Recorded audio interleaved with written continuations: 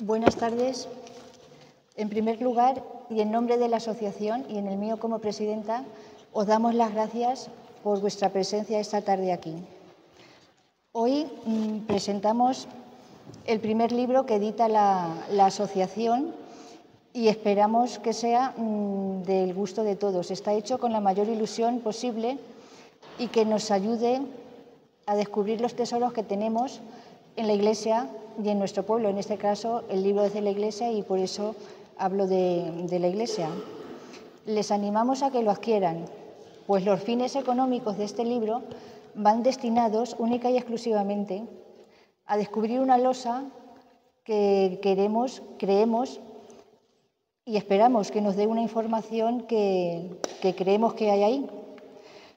Entonces, animaros a comprarlo, por favor, porque el trabajo es arduo y el dinero nos hace falta. Esperamos la colaboración de todos vosotros porque solos pues es un poquito difícil. Son pasitos que vamos dando desde la asociación, pero el proyecto es ambicioso y se necesita, ya os lo digo, la colaboración de todos vosotros y de mucha más gente que esperemos que con el tiempo colaboren, aunque hoy no estén aquí. Y no me voy a extender más porque luego ellos también nos van a decir unas palabras. Damos las gracias a don Juan Miguel por acompañarnos esta tarde y como párroco nuevo y esperamos que se vaya involucrando en el proyecto, aunque ya poco a poco le iremos explicando todas las cosas porque él lleva poco tiempo aquí y todavía no lo sabe todo. También a don Ángel Justino como fundador de la asociación y buen sabedor del proyecto y de qué va toda la cosa esta. Él os lo va a explicar mejor que yo. Y Antonio Mendoza, pues cómo no, el escritor del libro y artífice de todos los estudios que se han realizado. Les damos las gracias por su esfuerzo, por intentar despertar el interés de nuestro pueblo, que la gente se tiene que concienciar, que hay muy poquita gente que está concienciada de lo que en el pueblo tenemos y hay más de lo que creemos. Y yo ya no os voy a decir nada más porque ya que hablen ellos un poquito, ahora le voy a dar la palabra a don Juan Miguel que nos diga algo. Avisaros de que a la salida estarán los ejemplares disponibles para quien lo quiera adquirir, pero sed todos, por favor, que nos hace falta. Y si alguien, también estarán en la prensa, para quien los quiera adquirir allí, y también deciros que si alguien de los que estáis aquí no sois de la asociación y os queréis hacer, también a la salida cogeremos vuestros nombres, vuestros datos y os haremos socios de la asociación. Y yo ya doy paso a don Juan Miguel y gracias por vuestra asistencia.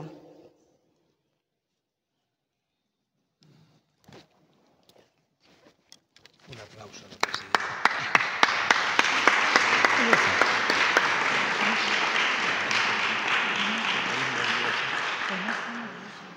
Muy buenas tardes.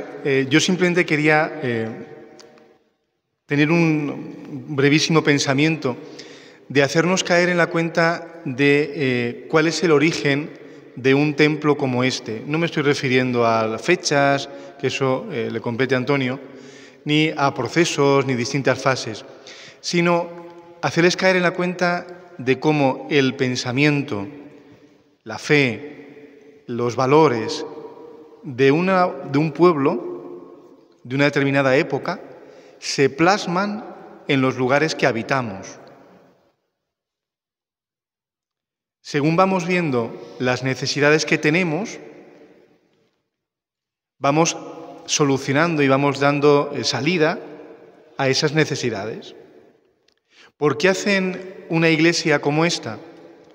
Porque los cristianos de esa época necesitaban un lugar no simplemente para juntarse y rezar, sino un lugar que fuese digno, un lugar que fuese grande, un lugar que expresara visualmente la fe que ellos tenían en su corazón.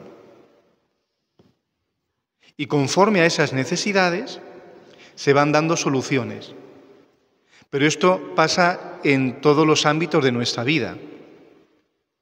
Los inventos que ha ido haciendo la humanidad surgen de una necesidad.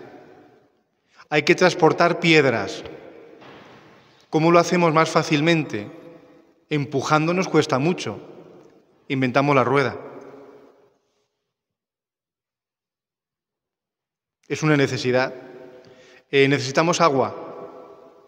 Si está muy lejos, buscamos la manera de acercarla, de que nos sea más fácil de sacar el agua de un pozo, por ejemplo.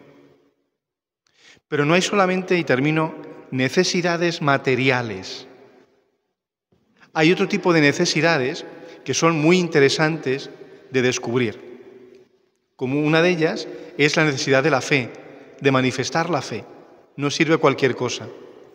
Toda la parte espiritual la hemos desarrollado la humanidad antes que la material. Y ya que les ponía el ejemplo de la rueda, un ejemplo simplemente. Mucho antes de inventar la rueda, el ser humano inventó el arte, inventó la pintura. Las pinturas rupestres, que no tienen ninguna utilidad directa, material, es una necesidad que ellos solventaron, que la pusieron en valor, que empezaron a pensar en ella antes que la necesidad material. Por eso, como resumen y termino, esto que vemos en esta iglesia en concreto es el fruto de una necesidad. Los cristianos de esa época necesitaron manifestar su fe y tener un sitio que les representara. Reflexión para nosotros de nuestra época, que nos viene bien, y lo digo ahora como cura y como cristiano. Si no tuviésemos esta iglesia, nosotros tendríamos la necesidad de construir una igual, o nos conformaríamos con otra cosa. Ahí lo dejo.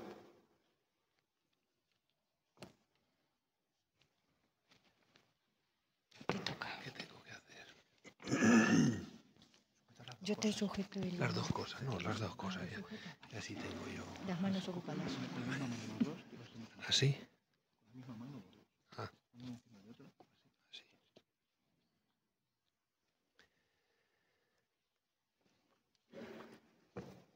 El 11 de septiembre del año 2017, a punto de cumplirse 8 años, fue el día del Cristo que quedó constituida la Asociación Cultural Patrimonium Fadricensis. Después de haber cavilado alguna idea en la cabeza y haber escrito como una especie de ideas inspiradoras que logré escribir en un sitio perdido de Italia en el agosto de aquel verano, como reclamando, llamando la atención sobre este asunto que aquí nos ocupa hoy y otros actos, iniciativas que han tenido lugar a lo largo de estos años desde la Asociación Cultural a la que os invito a pertenecer. La idea no era fundar una asociación más, sino una asociación que arduamente, con mucho esfuerzo y con mucho trabajo, lograra, con la colaboración de todos, sacar adelante proyectos de envergadura, de hondura cultural, patrimonial, histórica, para que los fadriqueños se sintieran orgullosos de su pueblo y de lo que su pueblo fue, es y será, y sobre todo para que se pudiera poner en valor objetivo el patrimonio de todo orden que posee nuestra villa de Don Fadrique. Como siempre he tenido el pueblo muy en mi corazón, a pesar de haber salido del pueblo con 11 años, cuando me fui al seminario, siempre he tenido al pueblo muy en el corazón. El Cristo del Consuelo y nuestra historia, toda nuestra historia. De tal manera que aquella iniciativa se plasma hoy en la presentación de este libro. Y ya desde esta mañana me he levantado para rezar un poco y luego celebrar la primera misa del día allí en la parroquia en Toledo. Y tenía yo dentro como una alegría especial y un deseo grande de lo que iba a acontecer esta tarde aquí entre nosotros. Porque creo que hoy se cumple uno de los objetivos que desde el principio se planteó la Asociación Patrimonium, y es la edición de libros de investigación sobre algún aspecto, monumento, momento histórico, etcétera, de la historia de la villa de Don Fadrique. Por eso creo que todos hoy somos, en cierto modo, privilegiados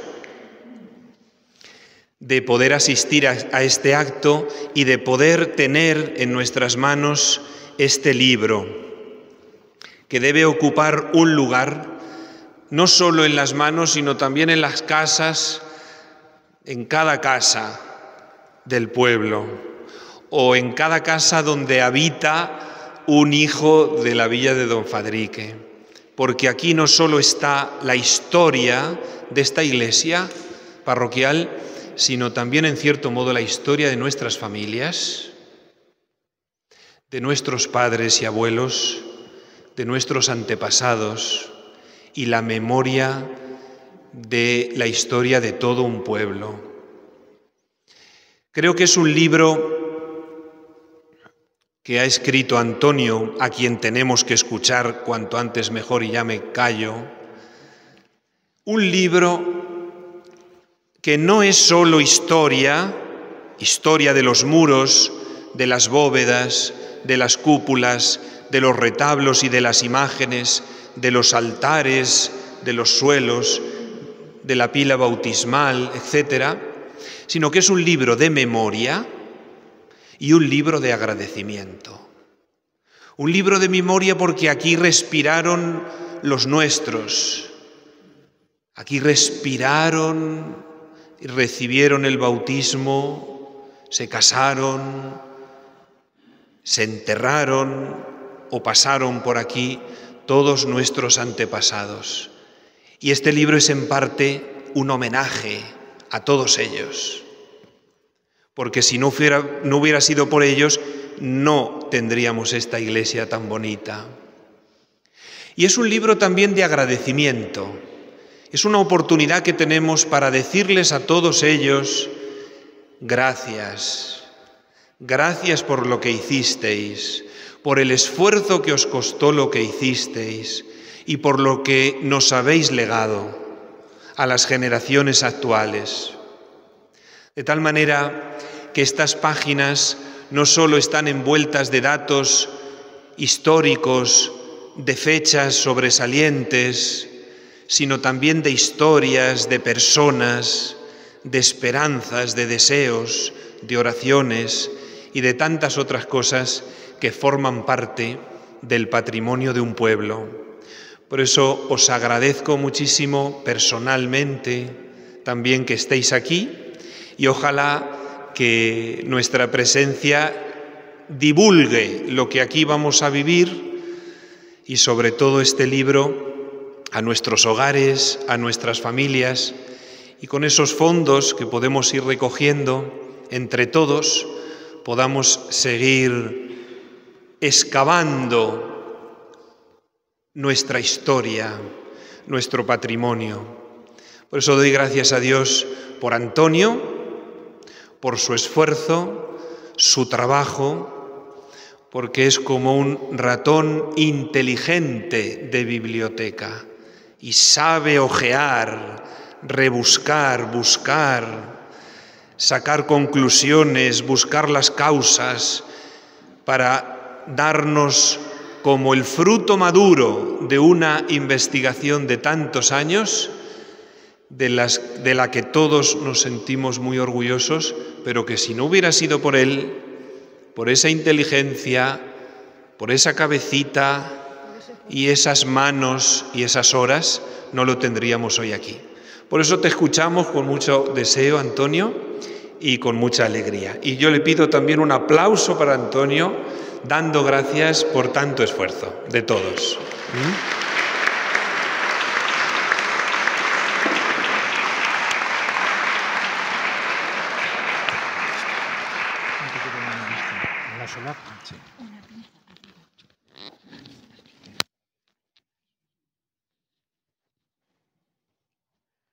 Bien, buenas tardes.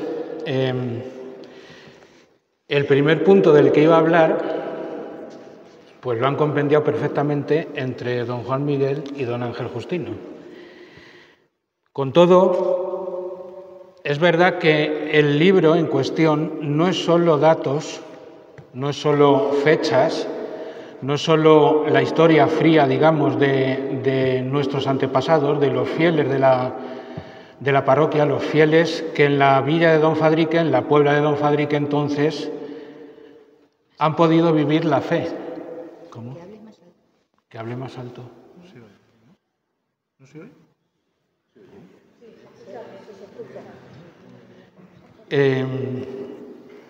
Porque, como han dicho ellos, verdaderamente la parroquia es un reflejo, o los datos que se exponen en este libro son un reflejo y un testimonio de la fe de generaciones y generaciones de fadriqueños a lo largo de los siglos. En la sociedad en que vivimos a veces nos puede parecer el asunto de la fe algo lejano, incluso para los que creemos. Sin embargo, tanto entonces me refiero a desde la Edad Media hasta ahora, y sobre todo ahora, la fe sigue conformando la vida de los pueblos, aunque nos parezca que no.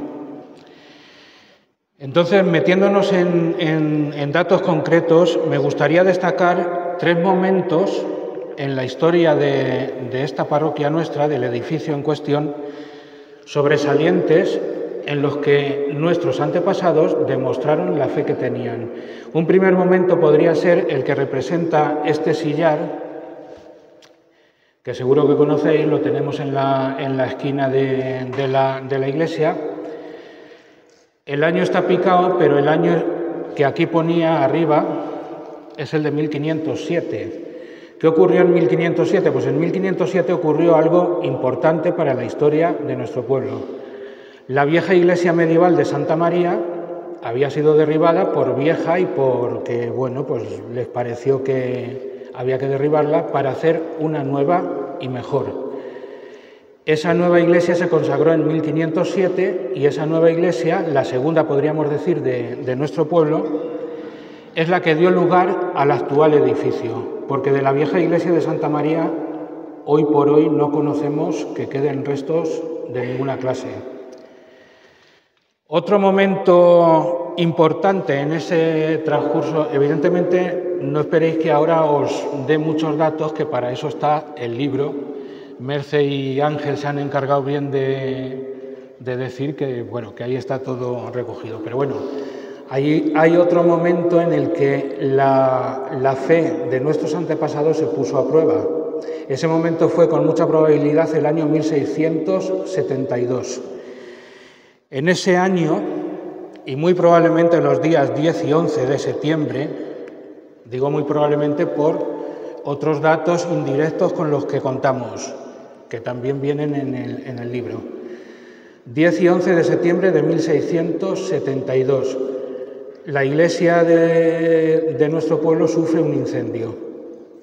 Esa iglesia que había dado comienzo en 1507, como hemos visto, sufre un incendio y para que os hagáis una idea, quedaron en pie a mi espalda lo que es el presbiterio y la sacristía, que habían sido construidos unos 70 años antes, y a los pies del templo quedó en pie la portada principal y la torre, con el baptisterio abajo. El resto de la iglesia había desaparecido. Os podéis imaginar lo que eso supuso para los fadriqueños de esa época. Tenían por delante un trabajo duro, no durísimo, de reconstrucción, de volver a levantar esa iglesia con cariño, y esa iglesia, ese templo, ese edificio que reflejaba su fe. Y por último, hay otro momento en la historia de esta iglesia que a mí me gustaría destacar, que poquitas veces caemos en la cuenta de la importancia de ese momento. Todos sabéis lo que pasó en el pueblo y en España, desgraciadamente, en 1936. La iglesia de nuestro pueblo, como muchas otras, por desgracia, fue asolada completamente. No quedaron imágenes, no quedaron retablos, alguna coseja por ahí suelta, de la que también se hace mención en el libro. Algunas piezas de importancia, como la pila bautismal, gracias a Dios, la pila bautismal se salvó y ahí la tenemos. Es una pila, digamos, de las destacables. Entre el patrimonio artístico e histórico de nuestro pueblo, la pila bautismal es una pieza destacable.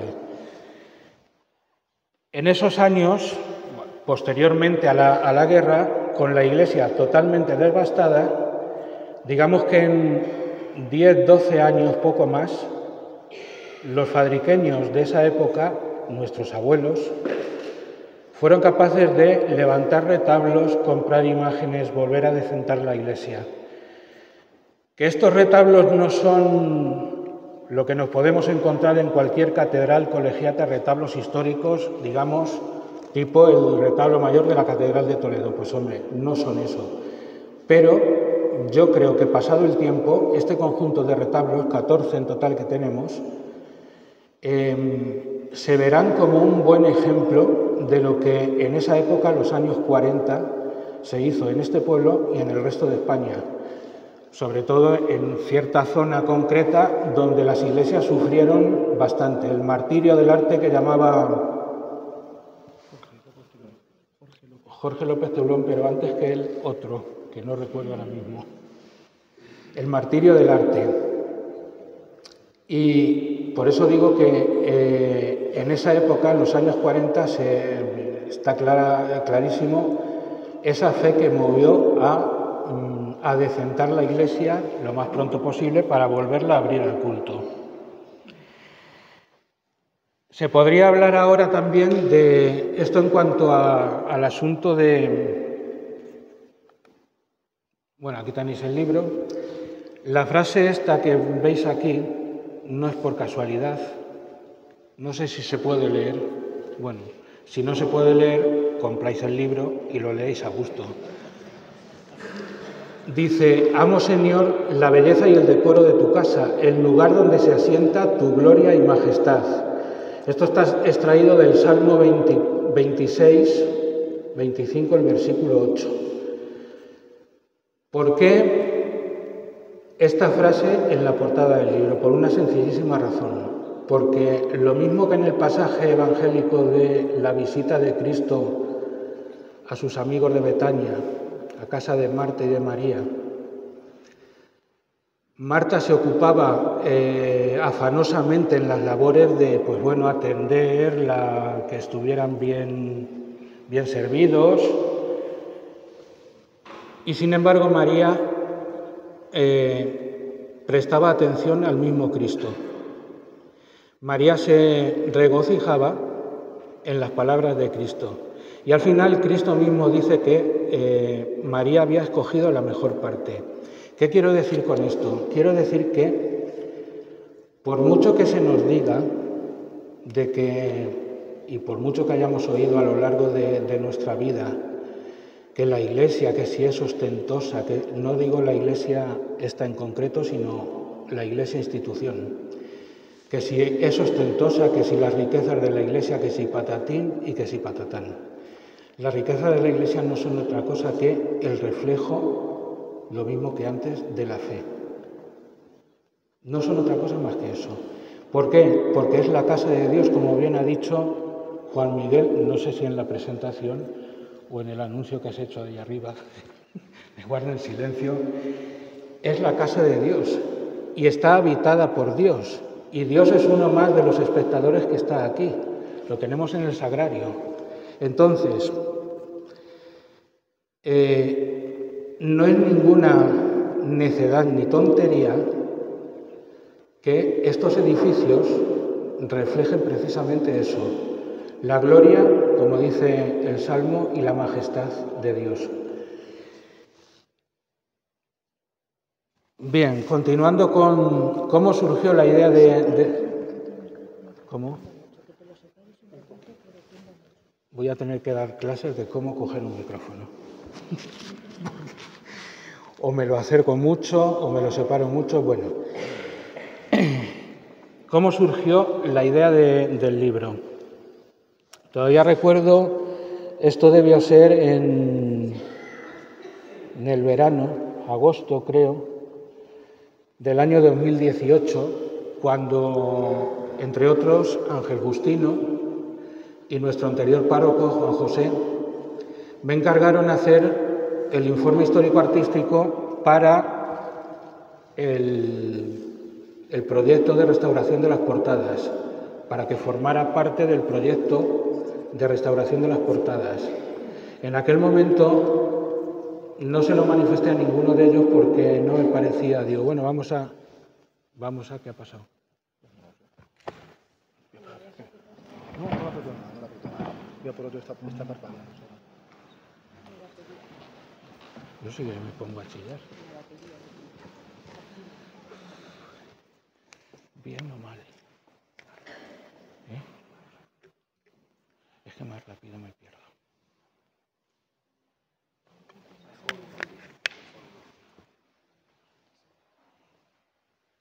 ¿Este?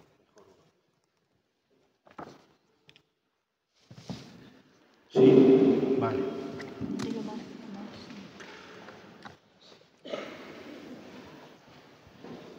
¿Sí? ¿Me oís?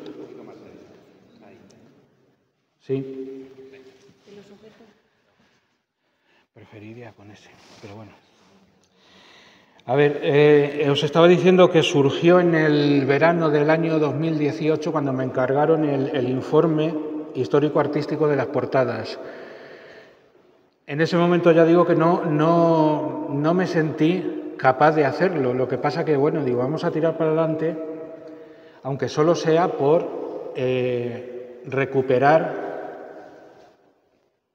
las vais a ver, aunque las tenéis muy vistas. Esta es la portada meridional, que conocéis de sobra, y la otra también. Y evidentemente están necesitadas, no, necesitadísimas de una buena restauración. Yo creo que las imágenes hablan por sí solas y la realidad también. Y entonces solo por eso me decidí, y digo, venga, tiramos para adelante y lo hacemos. Ese informe histórico-artístico viene, no tal cual salió en su momento, pero viene completo en el libro. Y claro, por eso al principio veréis que el capítulo segundo, que es el dedicado a... El capítulo segundo no. Sí, el capítulo segundo. El dedicado a las portadas exclusivamente. Ahí, lógicamente, hago un estudio sobre las filiaciones artísticas, estilísticas de ambas portadas, en qué momento histórico se construyen las dos, una entre 1528 y 1530, 30 y pico, y la otra hacia 1675, en este caso esta. Y, lógicamente, hago referencia a autores, y en este recorrido, al menos, descubrí algo que a mí me parece interesante. Esta portada, la principal de la iglesia, la portada de Poniente, muy probablemente sea obra de uno de los grandes artífices del gótico final en Castilla en esos años. Principios del siglo XVI, el primer tercio del siglo XVI, más o menos, finales del XV. Se trata de Enrique Egas, uno de los grandes del foco toledano del gótico final. Enrique Egas, para que os hagáis una idea, es el que dirigió los trabajos del retablo de la Catedral de Toledo, el retablo mayor, los trabajos de la Capilla Real de la Catedral de Granada, la decoración de San Juan de los Reyes de Toledo es también de él, en fin. Y entre otras cosas, Enrique Egas en 1529 había sido nombrado el maestro arquitecto del monasterio de Uclés. A partir de ahí fui tirando del hilo y resulta que por las fechas que se manejan de Uclés y por el estilo y la afiliación de la portada, muy bien pudiera ser obra suya. No me puedo detener aquí, en el libro lo encontraréis más explicado, no puedo detenerme en estos. Luego, ¿de qué se compone el libro? Esto no, ahora después. ¿De qué se compone el libro? Pues el libro se compone de prólogo, lógicamente, un prólogo que me honra mucho, la verdad sea dicha, y nos debería honrar mucho a todos, escrito por Ángel Justino. Y luego hay un primer bloque que comprendería la introducción y el capítulo primero. Se trata en sí del desarrollo histórico del edificio y en la introducción se trata de ver en qué jurisdicción eclesiástica ha estado comprendido nuestro pueblo a lo largo de la historia, desde la Edad Media hasta ahora. Evidentemente, la mayor parte de lo que aquí se hace, se decide, se construye, se encargan retablos, imágenes y demás, la mayor parte son órdenes, y valga la redundancia, de la Orden de Santiago, el Priorato de Uclés al que pertenecíamos, pero no siempre pertenecimos al Priorato de Uclés. Eso lo tenéis en la introducción. Un tercer bloque sería el capítulo cuarto, que es el... Bueno, se me ha olvidado decir que hay un segundo, que es el capítulo segundo, y el tercero. El segundo es el que trato de las portadas y el tercero el que trato de otros elementos del exterior, principalmente la torre. Por cierto, aprovecho ahora para decir y concienciar que aparte de las portadas, la torre está necesitada de un buen repaso, aunque parezca que no. Y hoy me he enterado, me han dado una mala noticia, entre comillas. Me he enterado que el año pasado, en una nube de estas de verano que se lió, la Capilla del Nazareno se llenó de agua. Y se llenó de agua sencillamente porque el canalón que hay, que da contra el muro de la Capilla del Cristo, estaba lodado de palomina y todo eso. Quiero decir con esto que estos edificios necesitan mantenimiento. El canalón se había revertido, se había filtrado el agua a la bóveda y se había llenado de agua la capilla. Necesitan mantenimiento. Si no somos nosotros, los fadriqueños, los que atendemos a ese mantenimiento, no van a venir de fuera a hacerlo por nosotros, eso tenerlo claro.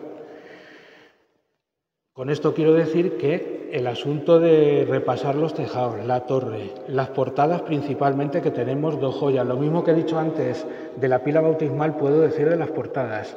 Dos auténticas joyas. A mí ahora mismo en la comarca solo se me vienen 2 o 3 ejemplos de portadas destacables. La de Corral, plateresca y una auténtica obra de arte. La de Tembleque de los Pies, gótica, del tiempo del Cardenal Cisneros.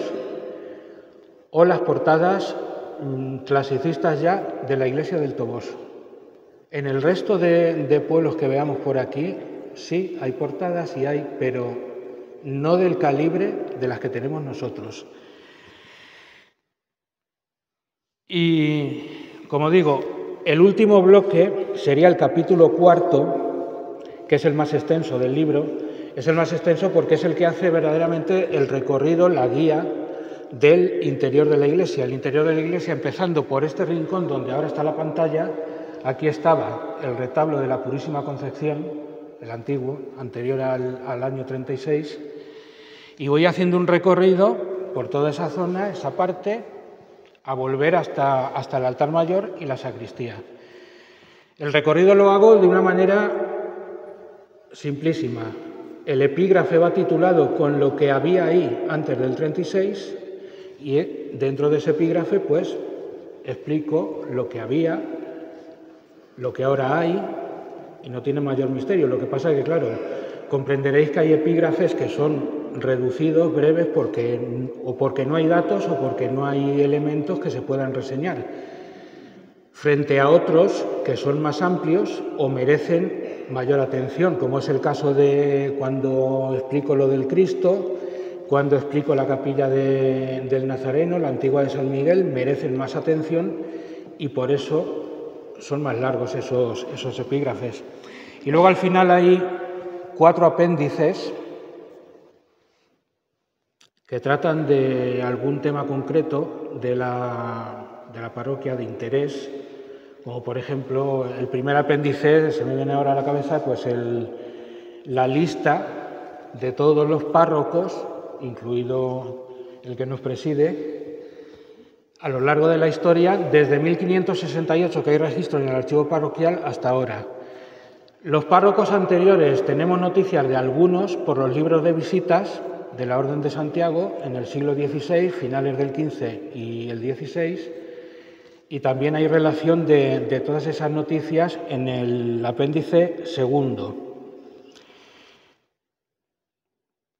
Y aparte de eso, a grosso modo, es eso lo que contiene el libro. Luego me gustaría hacer algunas puntualizaciones, por eso se me ha colado antes. A estas alturas ya conocéis esta imagen, estoy seguro. Este es el que, porque claro, al coger el libro y leer las cosas que aquí se dicen, con esto quiero decir una cosa, quiero decir, toda investigación del tipo que sea, en este caso histórica, no está cerrada, no se cierra con lo que aquí se dice, y esta es la última palabra y no se diga más, no, está abierta. Está abierta porque, entre otras cosas, siguen apareciendo documentos que en unos casos confirman lo que ya pensamos de ciertas cuestiones y en otros casos lo que vienen a hacer es contradecir quizá lo que ya pensamos. Digo que en este caso concreto la imagen de lo que habíamos llamado yo el primero, el Cristo del coro, que creíamos que era, no que creíamos, este grabado es evidentemente imagen del Cristo del Consuelo, el original, la original imagen de nuestro patrono. Pero lo habíamos llamado en algún momento concreto el Cristo del coro, porque los mayores hablaban del Cristo del coro y pensábamos que era una imagen antigua del Cristo que había sido sacada de la capilla, la habían arrumbado allí en el coro y habían encargado una imagen nueva del Cristo del Consuelo. No es así, y no es así por lo que os voy a explicar ahora mismo. Cuando tú tienes el dato seguro de que el Cristo yacente anterior al 36, que estaba en la Capilla de la Soledad, procedía de la antigua ermita de la Vera Cruz, y lo mismo el Cristo atado a la columna en la misma capilla, caes en la cuenta de que efectivamente probablemente ese Cristo que había en el coro, no lo sabemos con seguridad, pero ese Cristo que había en el coro probablemente sea el antiguo titular de la ermita de la Vera Cruz, el Cristo de la Vera Cruz. Claro, ante esto a mí se me planteaba un problema. ¿Cómo diferenciamos la imagen del Cristo de la Vera Cruz? La ermita de la Vera Cruz, para los que no lo sepáis, que no creo que haya ninguno que no lo sepa, pero bueno, estaba donde está ahora el Banco de Santander y esa manzana, a la vuelta a la calle La Tercia, con la fachada a la plaza. El problema que digo que se me planteaba era cómo diferenciamos a un Cristo, una imagen, de otra. Y aparece en la documentación el testamento de doña Teresa Gasco III del año 1716, en el que ella misma deja al Cristo de la Vera Cruz una arroba de aceite en su testamento y al Cristo del Consuelo una alfombra, si no recuerdo mal. Con lo cual, ese testamento demuestra que efectivamente eran dos imágenes distintas. y que lo mismo, ya digo, lo mismo que el Cristo yacente y el Cristo atado a la columna anteriores al 36 procedían de la ermita de la Veracruz, el Cristo que llamaban del coro pudo ser perfectamente el titular de la ermita de la Veracruz y no tener nada que ver con el Cristo del Consuelo, con el grabado. Este grabado está muy relacionado con un personaje del que hablaremos ahora. Intentaré ser breve. Luego, otra puntualización que me gustaría hacer, porque de esto también se ha dicho mucho. Esto que veis aquí es una instantánea. Creo que veis aquí al fondo de la calle el Cristo, ¿no? La silueta del Cristo. ¿Lo veis, no? Bien, esta procesión es la misma que esta, que es una imagen más conocida por todos. Esta procesión siempre nos habían dicho que era la del Milagro, el 17 de mayo del año 25. O, en su caso, la de la procesión de Acción de Gracias del domingo siguiente al 17 de mayo, el 24 de mayo del año 25. Bueno, pues no es ni una ni otra. Me explico. Repasando con calma y con tranquilidad los testimonios que en su momento recogimos los mayordomos, entre ellos Juan Agustín, mi mujer, Mari Carmen Díaz Maroto, que creo que está así, está por allí. Los testimonios que recogimos de gente mayor del pueblo que había vivido el milagro, todos coincidían en que en la procesión del 17 de mayo del año 25, el Cristo llevaba un tonelete. El tonelete es el paño de pureza que se le ponía, que ahora no se le pone. No sé si decir gracias a Dios, porque bueno, tampoco está mal, pero bueno, ahora no se le pone al Cristo. El paño de pureza es el tonelete que llamaban los mayores, lo llevaba negro en esa procesión. Repasan los testimonios de toda esta gente y coinciden en que lo llevaba negro. Como veis, el que lleva el Cristo en esta procesión es blanco. Por lo tanto, no es la del 17 de mayo. Pero nos vamos a la del 24 de mayo, que yo también creí que pudo ser esa. Y de hecho, en el libro de las fotos, en Recuerdos y Olvidos, creo que aparece como la del 24 de mayo. Pusimos 24 de mayo. Y la gente, vuelvo a repasar los testimonios de la gente y me dicen que, todos nos decían, los que hablaron de eso, que la procesión del 24 de mayo hizo el mismo recorrido que la del 17, es decir, desde aquí, desde la iglesia, hasta el pozo del Camino de Quero. Por lo tanto, ¿de cuándo es estas fotografías? Que hay, ya digo, hay esta, hay la otra que habéis visto, y hay otras 2 o 3 instantáneas de ese momento. Aquí se ve con claridad y recuerdo que cuando así lo publicamos en el programa del año 99, algo así, creo recordar, Juan Antonio España, que en paz descanse, me hizo ver, y desde entonces la cabeza no ha parado, me hizo ver que esta era la calle Valencia, que también recuerdo que estuve mucho tiempo con Amparo, y, entre otros, hablando de a ver desde dónde estaba cogida esta foto, porque claro, estábamos empeñados en que esto era en el mes de mayo. Y a partir de ese dato que me dio Juan Antonio, está claro que la calle es la calle Valencia, que esta foto es de 1925, esta y la otra, y otras 3 o 4 que hay de esta misma procesión, están tomadas desde el balcón de la esquina de la Olaya, el mirador que hay, de la esquina de Don Víctor Jiménez, para entendernos. Y sí, son del año 1925, pero del 11 de septiembre, la procesión tradicional de siempre. Esto lo quería puntualizar porque es bueno que tengamos claras algunas cosas.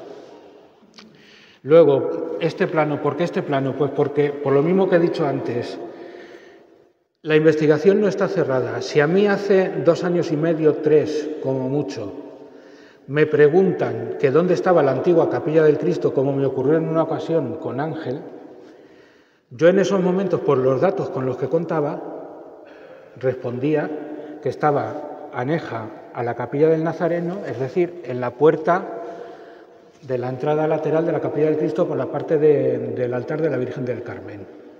Con los datos que contábamos entonces, La historia era esa, parece que todo indicaba eso. Sin embargo, apareció en el archivo, ese día me vine del archivo contento. Hay otros días en los que te vienes en blanco, te vienes decepcionado, pero hay días en los que las visitas a los archivos dan fruto, y este día fue uno. Aparece un documento de 1742 en el que se describe la iglesia, y esto que tenéis aquí en la imagen es una reconstrucción ideal a partir de la descripción de ese documento, de la distribución de la iglesia. Y en ese documento es clarísimo que esto que veis aquí señalado con el número 9 era la antigua capilla de la Soledad, frente a la Puerta del Sol. La Puerta del Sol es la del mediodía, por donde habéis entrado. Y esta capilla que hay entre la de la Soledad y el baptisterio es la antigua capilla del Cristo. En un momento dado, en un artículo hace unos años, creo que expliqué que no sabíamos cuál era el aspecto de la antigua capilla del Cristo, que ya no existía y tal. Bueno, pues sí existe y sí sabemos cómo era, porque la antigua capilla del Cristo era la actual de la Soledad a los pies de la iglesia. Esto lo he puesto como dato, pero también para haceros caer en la cuenta de que efectivamente mañana, pasado, el año que viene me puedo encontrar otro documento que a lo mejor dice otras cosas, no en esto concreto, en otros asuntos, y tengo que corregir. Por eso son las ediciones corregidas y aumentadas y demás, y hay que corregir los datos que se dan en el libro. La investigación no está cerrada, como digo. Y ya estamos en la linde mala. Diréis que quién es esta señora. Algunos lo saben, otros a lo mejor no. Esta señora, os he dicho antes que el grabado del Cristo, en ese grabado, en la realización de ese grabado tuvo parte esta mujer. Hay una pieza de las que cantamos en el coro, al Cristo, el iris de amor y de paz. Esa composición musical, en esa composición musical tuvo parte esta mujer. ¿Quién es esta mujer? Esta mujer es doña Isabel Parreño y Arce. Y aquí me viene también una reflexión a la cabeza, creo que lo ha dicho Ángel o tú, Merce, uno de los dos. Esa enfermedad o patología que tenemos en el pueblo, yo no sé si en otros pueblos, pero por lo menos en este sí. El pueblo no tiene nada que ofrecer. ¿Qué le vas a enseñar aquí a la gente? ¿Qué tenemos de destacado aquí? Y nos contentamos con eso y parece que se va pasando la bola de eso y como si el pueblo no tuviera nada que ofrecer. Pues sí, el pueblo tiene, y mucho, más de lo que pensamos. Pero que os digo más, aunque no tuviera esos destellos de la gran historia, aunque no tuviera ninguna, la historia de nuestro pueblo es la historia de nuestros antepasados, de nuestra sangre, y solo por eso merece la pena que se rescate y se conozca. Pero si además de rescatar y conocer la historia de nuestros antepasados nos encontramos con retazos de la gran historia, pues mejor que mejor. Bueno, esta señora es doña Isabel Parreño y Arce, marquesa de Llano. No nació en el pueblo por las circunstancias en que vino al mundo. Se había quedado huérfana de padre antes de nacer, su padre era de aquí, y se quedó huérfana de madre al poco de nacer. Nació en La Roda, de donde era su madre. Y como se quedó huérfana de madre al poco de nacer, se la trajo su abuelo paterno, don Martín Parreño Chávez, a criarse aquí en el pueblo. Se crió en la casa de Pelucho, para que lo conozcáis, la casa del Marqués, en la plaza, que era de don Martín Parreño Chávez. Cuando murió don Martín Parreño Chávez, el abuelo, esa casa pasó a propiedad de esta mujer. Esta mujer la traigo a colación porque es el ejemplo ese clarísimo que yo también he sufrido esa enfermedad de el pueblo no tiene nada, es que no sabe uno qué decir del pueblo, no sé qué. Yo también la he sufrido.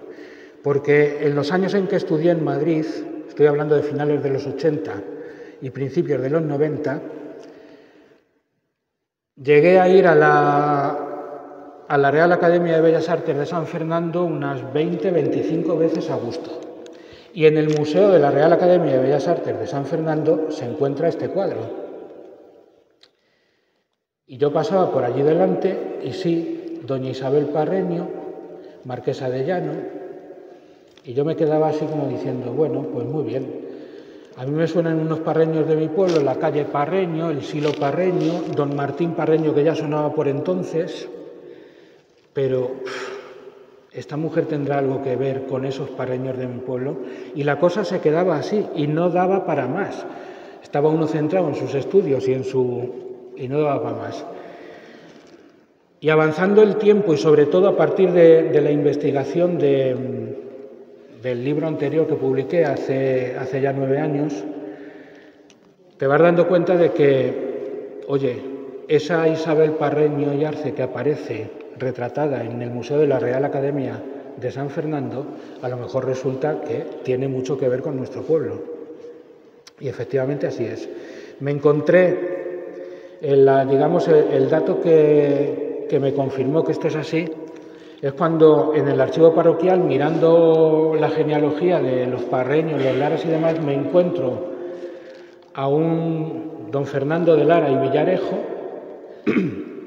cuyo padrino de bautismo es el excelente, pone literalmente la partida, el excelentísimo señor Marqués de Llano, don Fernando Marqués de Llano, que por eso le pusieron Fernando a este individuo. Y claro, cuando yo vi Marqués de Llano en el archivo parroquial, enseguida relacioné ese Marqués de Llano con esta mujer, con esa marquesa de Llano que yo tenía vista en la Academia de San Fernando.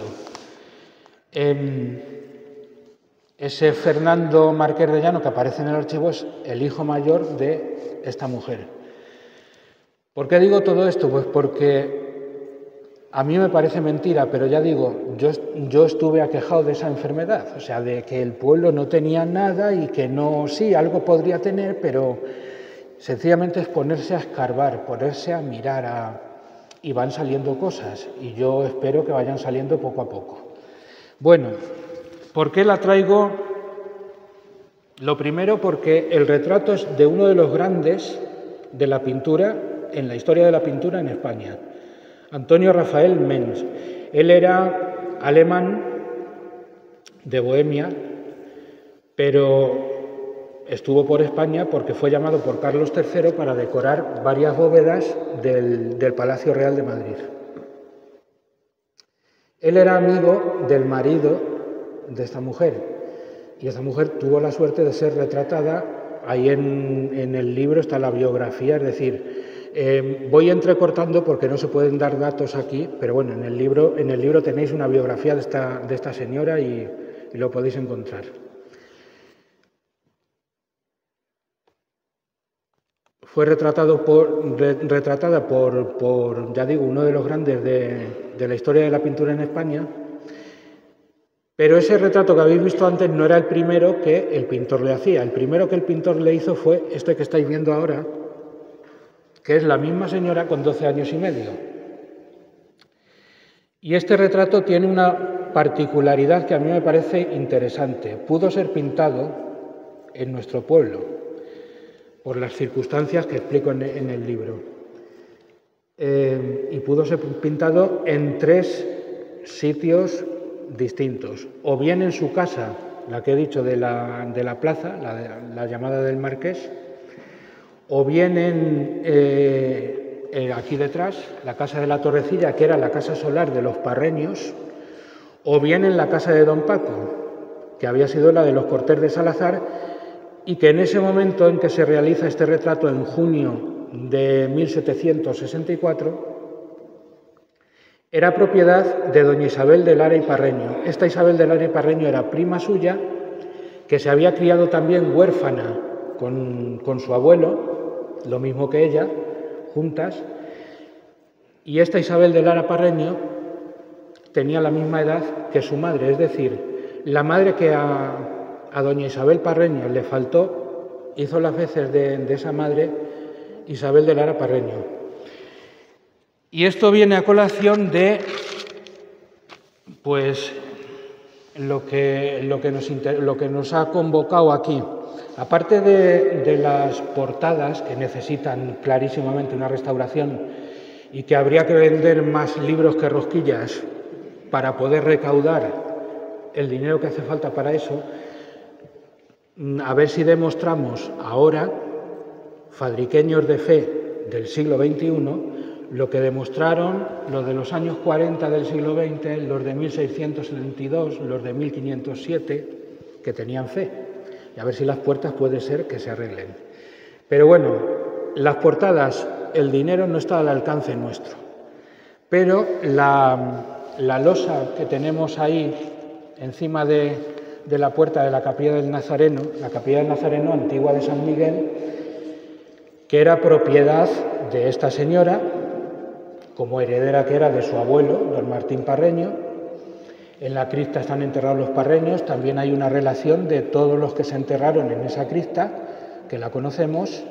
Alguien me preguntaba el otro día que si ahí debajo hay algo, quedan restos, no queda, que sí queda un túmulo lleno de huesos, de restos, de lo que consiguieron recoger después de la profanación que sufrió la cripta en la guerra. Pero no quedan inscripciones ni queda nada por el estilo. A lo que voy, esa losa que hay ahí, ya muchos estaréis cansados de oírmelo y os voy a cansar más, porque no me voy a cansar de decirlo. Esa losa que hay ahí, el siguiente debería ser, bueno, sí, esta mujer, es que hay que empezar por ahí. Esta mujer, la abuela paterna de esta mujer, la mujer de don Martín Parreño Chávez, fue doña Isabel Ruiz de Alarcón y Ramírez de Villaescusa. Doña Isabel Ruiz de Alarcón Ramírez de Villaescusa era natural de Osa de la Vega. En Osa de la Vega tuvieron capilla, los Ruiz de Alarcón, capilla funeraria como los Parreños la tuvieron aquí. Y este es el escudo de la capilla de los Ruiz de Alarcón en la iglesia parroquial de Osa de la Vega, que por cierto es el mismo escudo, las mismas armas, fijaros solo en las armas, es decir, el interior del escudo, ahí está explicado también, aunque aquí lo veáis un poco atropellado todo, las mismas armas que el escudo que hay en la casa del marqués, la de la plaza. ¿Por qué digo esto? Porque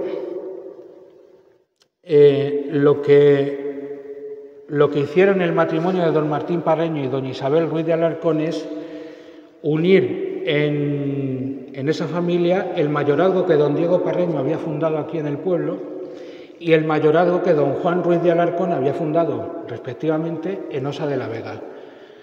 No solamente el mayorazgo de Osa de la Vega, sino el mayorazgo que tenían también en Monreal del Llano. Esos tres mayorazgos, los bienes de esos tres mayorazgos los heredó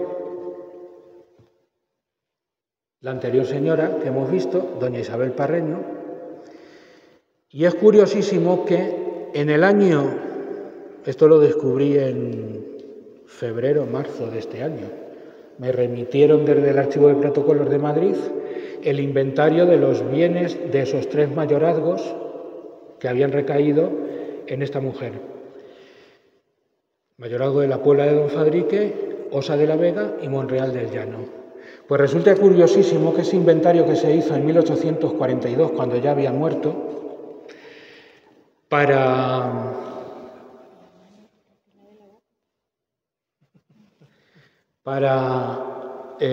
repartir entre los tres hijos que por entonces le quedaban a la mujer, en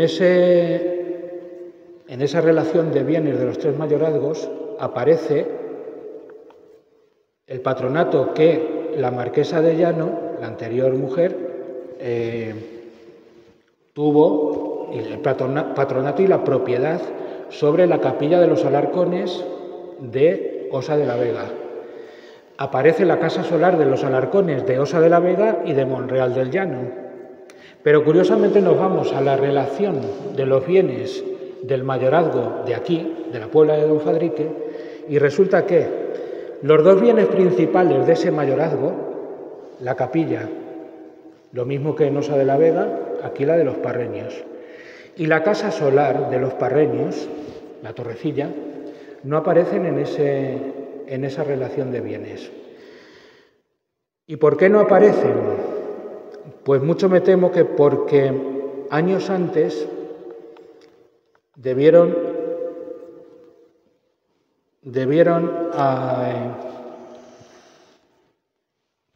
vender, no sé si por gusto, de grado o a disgusto, esas dos, porque revisas la relación de los bienes y efectivamente van cuadrando uno a uno, comparándolo con la relación de bienes de don Martín Parreño del catastro de Ensenada. Cuadran. Y sin embargo, ni la capilla ni la casa de la Torrecilla aparece, que era la casa solar de los Parreños. Debieron hacerles vender esos bienes para, digamos, hacer que no se relacionaran con los Parreños. ¿Por qué digo esto? Pues porque este que veis aquí, es que esta está mal colocada, no sé por qué está mal colocada, pero bueno, este que estáis viendo aquí es el autor de la anterior composición del Cristo, el Iris de Amor y de Paz, Santo Cristo del Consuelo, Iris de Amor y de Paz, que fue compositor, músico, anduvo por Viena, de hecho a Viena llegó por medio de la señora que hemos visto antes, doña Isabel Parreño, se codeó con Mozart, lo mismo que doña Isabel. Doña Isabel llegó a bailar un minueto con el emperador José II, en fin, quiero decir que no es un personaje cualquiera. Pero volviendo al asunto este es el escudo de los hijos que pidieron el ingreso en la Orden de San Juan de Jerusalén, los dos hijos menores de la Marquesa de Llano.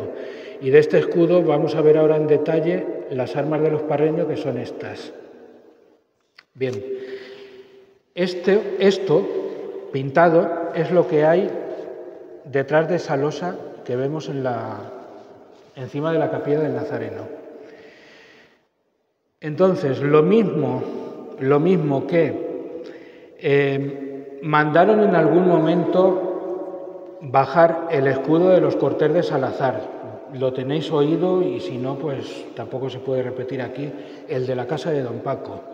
Mandaron bajar de la fachada el escudo de los Parreños que estaba en la casa de la Torrecilla.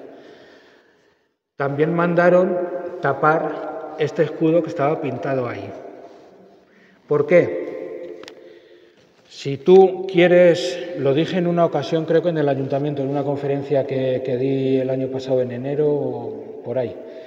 Si tú quieres tapar esto, una pintura que hay en una pared, un grafiti o lo que sea, lo que haces es coger una espátula y raspar o dar manos de cal encima de pintura o de lo que sea. Lo que no haces es coger una losa y subirla ahí para tapar el escudo. ¿A qué viene todo esto? Pues todo esto viene a que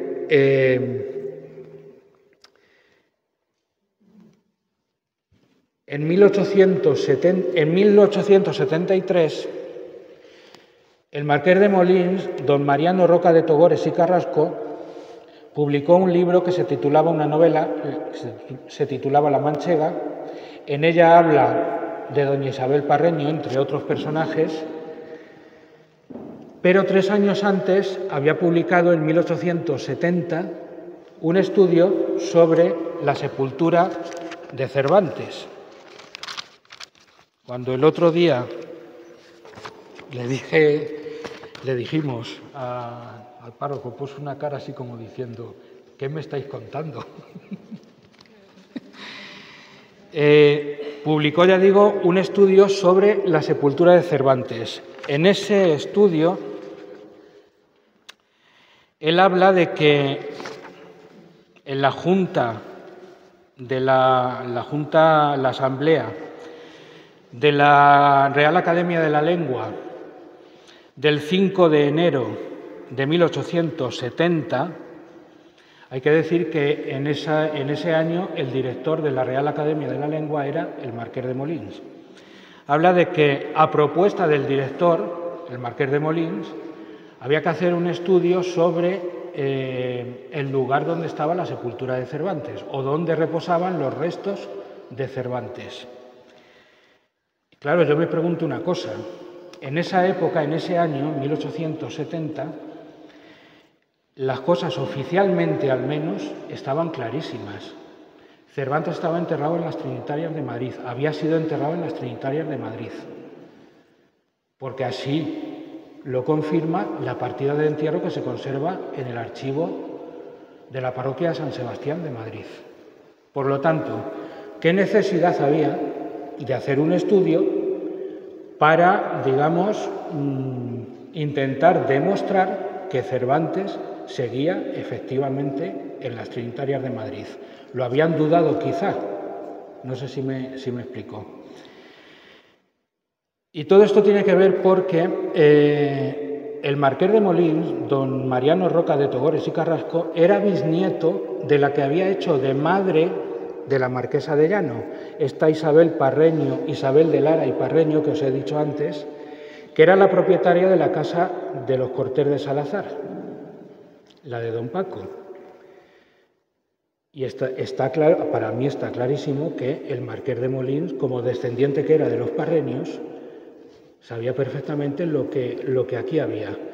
¿Por qué ese estudio que nadie había pedido y que sin embargo hicieron y que no hace más que remover? Además, un estudio curiosísimo que creo que en esa conferencia del Ayuntamiento os invité a que cuando queráis lo vamos desgranando el estudio y os explico muchas cosas interesantes que en él dice y que declaran precisamente que lo que se está intentando hacer con ese informe sobre la sepultura de Cervantes es tapar o dejar claro que que Cervantes seguía en Madrid, en las Trinitarias, y tapar otras posibilidades que pudiera haber. Ya digo, el Marqués de Molins era perfecto conocedor de los Parreños, la familia y demás, porque descendía de ellos. Entonces, no sé si lo hizo por aquello de arrimarse al árbol que mejor más sombra da, al sol que más calienta, no lo sé. Pero está claro que, y esto lo unimos al hecho de que en 1842 ya habían vendido del mayorazgo de la Puebla de Don Fadrique, ya habían vendido la capilla, la capilla probablemente la donaron a la iglesia. Y la torrecilla, que también fue donada a la iglesia, con la desamortización, pero que en ese año se conserve el patronato de la capilla funeraria de los Alarcones en Osa de la Vega y no la de los Parreños de la Puebla de Don Fadrique, pues llama la atención. Y ya me está diciendo mi señora esposa, tan simpática ella, que vaya cortando. Esto era lo último que tenía que decir. Destacar, en todo caso, que tenemos obras de verdad destacadas en la iglesia. He dicho la pila, he dicho las portadas. El Divino Cautivo, que lo vemos en Semana Santa, una talla buena, no, buenísima, que también está explicado ahí. La talla del Cristo, que lo tenemos aquí. Una dolorosa, que gracias a Dios se conserva ahí en la sacristía, un modelino, que yo no me atrevo a decirlo, pero vamos, casi lo diría, que es de Salcillo, y probablemente no de Francisco Salcillo, sino de su padre, Nicolás Salcillo, el que, digamos, difundió ese modelo de dolorosa. También va explicado ahí en el cuadro de los desposorios místicos de Santa Rosa de Lima, que lo tenemos también en la sacristía, que también está explicada ahí la historia y tiene que ver con los Parreños y tiene que ver con todo esto que os he contado de Cervantes. En definitiva, yo creo que merece la pena hacer un esfuerzo Y ya digo, para las puertas no vamos a sacar dinero porque es imposible, por el costo ese, es elevado. Pero para la losa sí, para la losa sí se puede sacar dinero y poder terminar por saber qué es lo que hay ahí. Y si no hay ninguna cosa más que os agradezco vuestra asistencia, la atención. Habéis estado muy callados, cosa que me alegra. Y bueno, ¿preguntas? Ah, me dicen que si queréis hacer preguntas. O intervenciones. Vamos, que si alguno del público me quiere llevar la contraria, que lo haga ahora. O calle para siempre.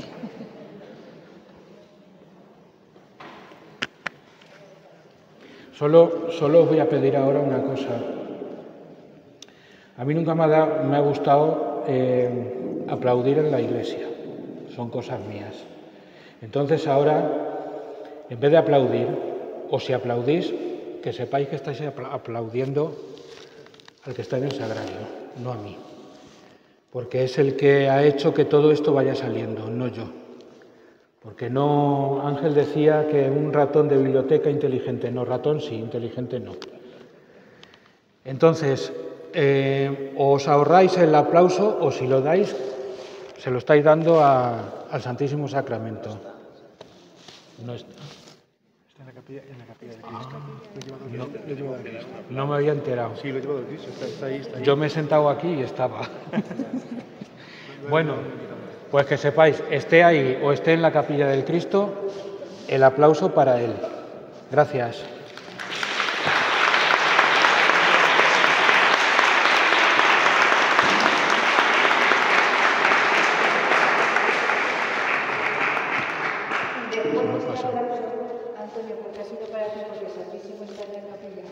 Bueno, he dicho que aunque esté en la capilla, para él. Vale.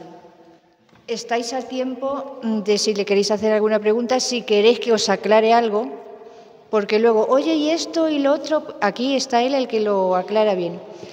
Y si no tenéis nada más, sobre todo, los libros están en la puerta. Trae, que voy a repetir unas cosas. Hala, os paso con él. Es que se me había olvidado a este señor. Este señor es don Bernardo Gómez de... ¿Cómo funciona esto? Don Bernardo Gómez de Ramón y Sánchez Alarcos. Nombre largo. Este señor es de Campo de Cristana. Este señor fue músico, compositor.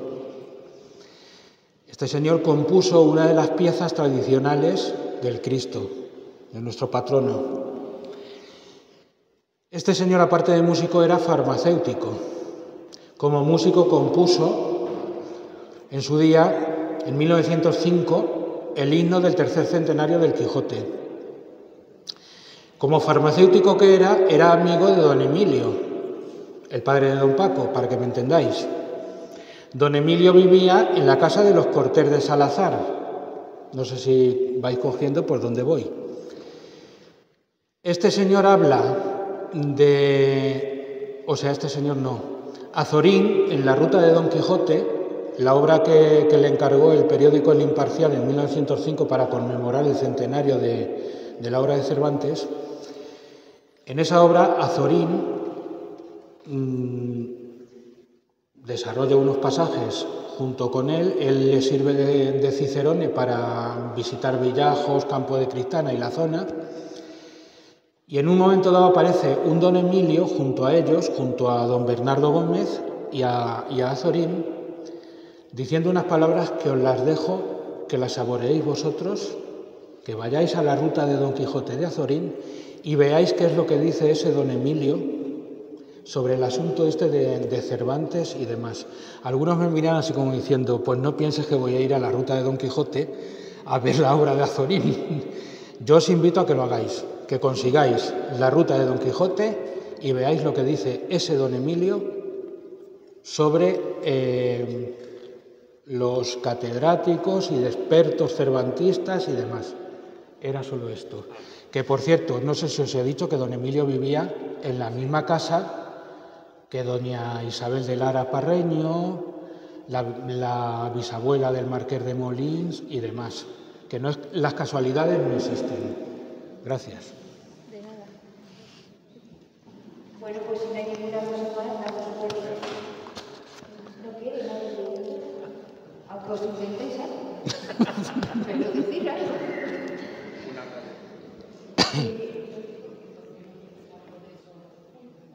De las palabras de Qué perezosos sois. Pues un poquito la miel,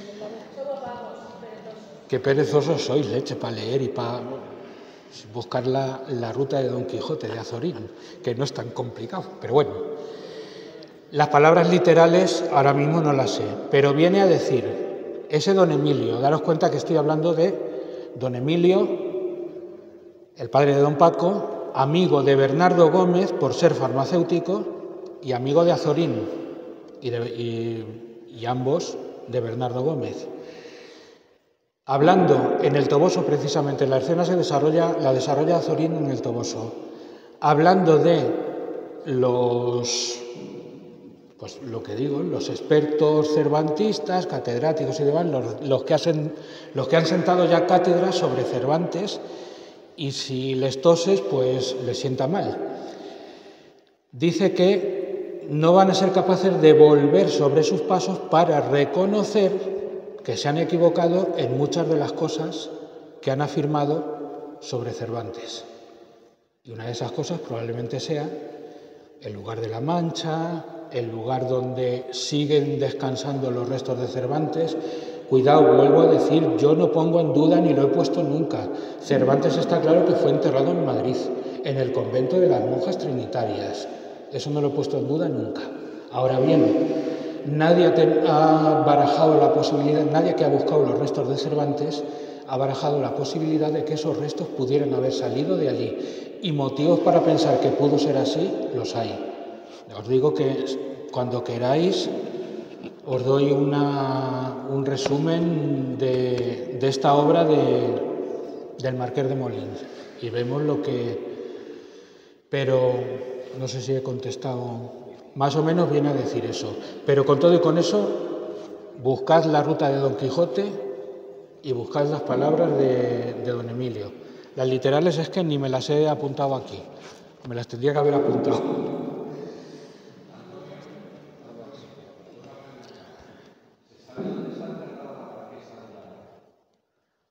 Esa es otra. A ver, también hablo un poco de eso aquí. La marquesa de Llano, con claridad, sabemos que murió en Madrid en la mañana del 13 de septiembre de 1823, perdón. 13 de septiembre de 1823. Ella había hecho testamento 2 años antes. Es decir, en 1821. 1821, si recordamos, es el trienio liberal. Y teniendo en cuenta lo que habían sufrido los marqueses de Llano 10, 12 años antes con los franceses, ella misma en el testamento se declara, como no afecta al gobierno intruso, lo llama gobierno intruso, porque así se llamó en muchos círculos, el gobierno intruso de José Bonaparte. Es decir, no era ni muchísimo menos afecta a esas ideas liberales que durante la invasión francesa, la ocupación francesa y luego en el trienio liberal se desarrollaron. Y ella dice en su testamento, viendo el gobierno que teníamos entonces en España, el del trienio liberal, que no se opone, dice ella, no se opone a ser enterrada en el cementerio de la parroquia en la que ella residiese en el momento de su fallecimiento. Esto, claro, abre 3 posibilidades. En Madrid tenían 3 residencias, una en la calle de la Luna, pegando a la calle de San Bernardo, otra en la calle del Caballero de Gracia y otra que era la Quinta de Carabanchel, que le llamaban, en Carabanchel. Solo he mirado en la parroquia, en el archivo de la parroquia de la primera de estas residencias, que era la principal, la de la calle de la Luna. El archivo de la antigua parroquia de San Martín, que ya ha desaparecido como templo, no como parroquialidad. Sigue existiendo la parroquia de San Martín, pero en templo distinto. En ese archivo no aparece por ningún sitio el entierro de esta mujer. Luego me faltaría mirar en las otras dos residencias si pudo morir o no. Yo lo único que sé es que de esas palabras de doña Isabel Parreño en el testamento se puede concluir o deducir que barajó la posibilidad de ser enterrada, lógicamente, y además disponía de dos capillas funerarias. Una aquí, la de los Parreños, sus antepasados los Parreños, y otra en Osa de la Vega, la de sus antepasados los Alarcones. Ella barajó la posibilidad de ser enterrada en uno de estos dos sitios.